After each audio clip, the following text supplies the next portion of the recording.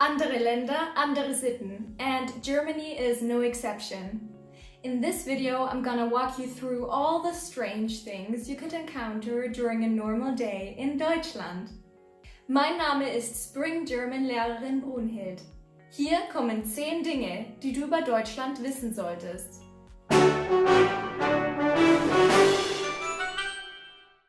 Erstens, Bargeld. Let's start in the morning. You're heading to the Bäckerei to buy some Brezeln, but you realize there is no Kartengerät. Guten Morgen. 2 Brezeln und 2 Brötchen bitte. Das macht dann 2 Euro bitte. Wo stecke ich die Karte rein? Wir nehmen keine Karte, nur Bargeld. Kein Kartengerät. Oh mein Gott. Sind wir hier im Mittelalter? In Deutschland regiert das Bargeld. While in Scandinavia, the Bargeld is almost gone, in Germany you still can't pay by card in many places. So make sure that you can always access some fluid dough and make the cash flow. Chunk alert! Sind wir hier im Mittelalter is a funny chunk that you can use when something seems old-fashioned, outdated, or inefficient to you.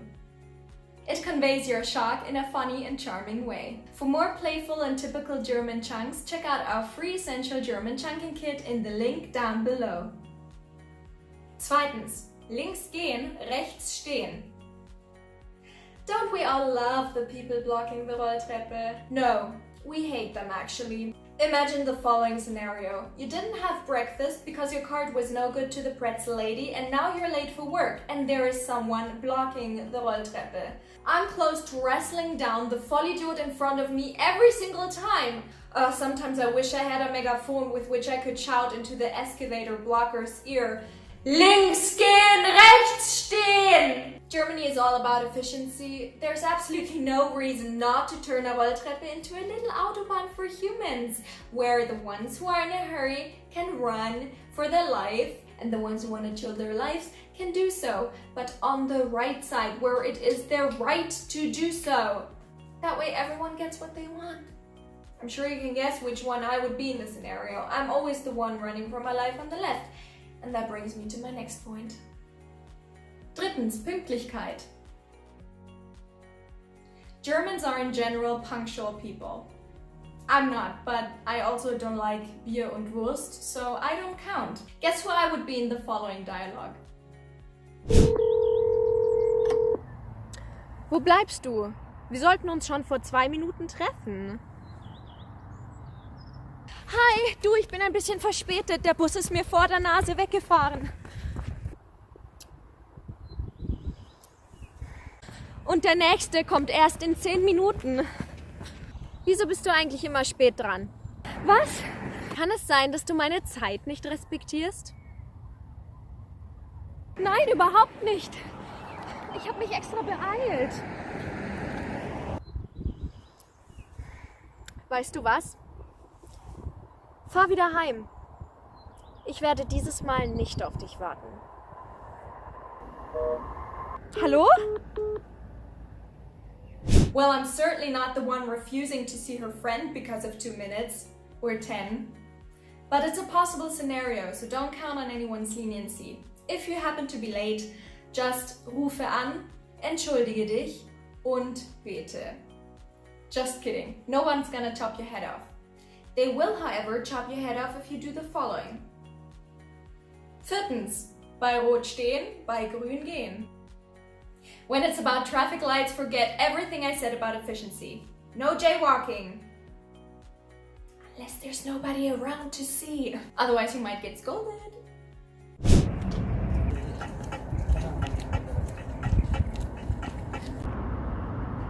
Stopp! Bei Rot stehen, bei Grün gehen. Es sind doch keine Autos in Sicht. Na und? Was ist, wenn Kinder ihr Fehlverhalten imitieren? Es sind keine Kinder da. Halten Sie sich einfach an die Verkehrsregeln. Ist das so schwer?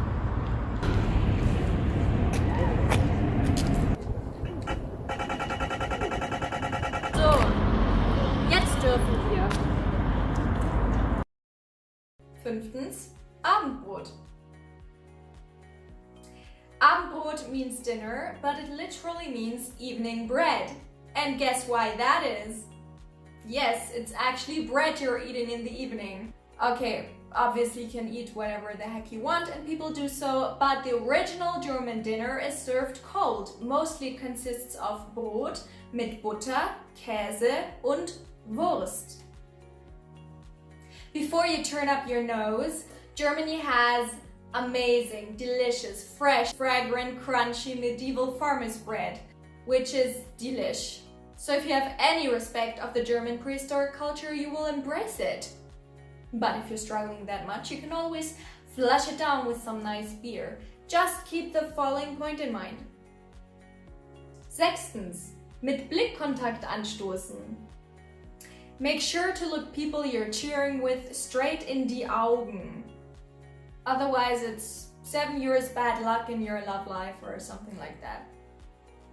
Prost! Prost! Wo schaust du hin? Du musst mir in die Augen schauen. Nochmal. Prost! Prost!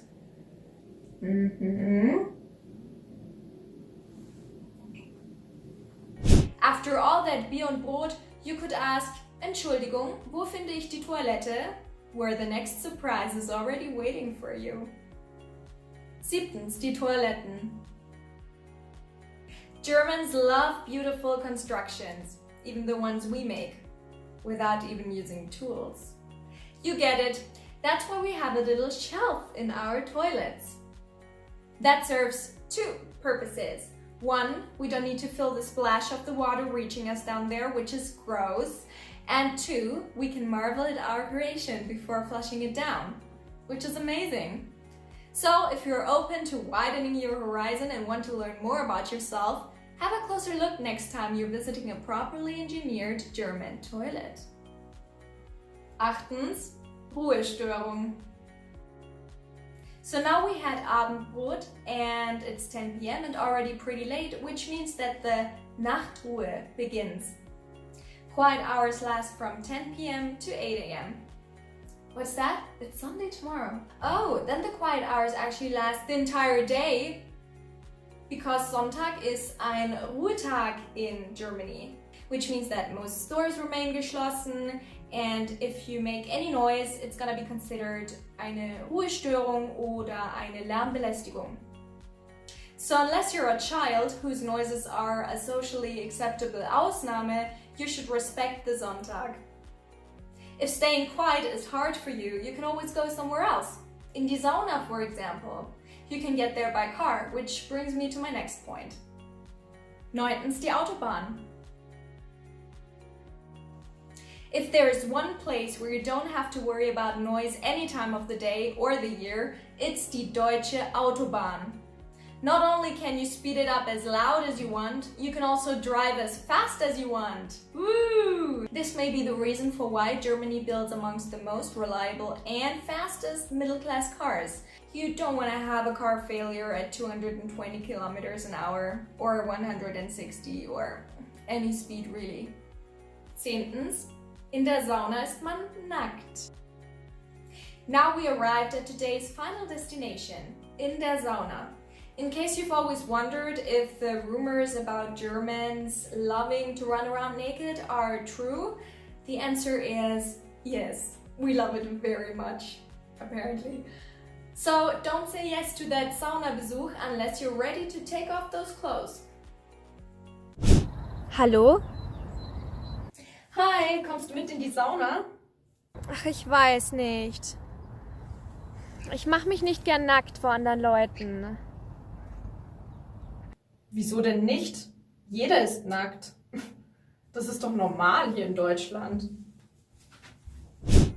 So, were any of these points shocking to you, or did you already know all of this? By the way, speaking of normal here in Deutschland, there's some typical German behavior which visitors might find strange, but you will know exactly how to interpret them after watching this video by Spring German teacher Denisa.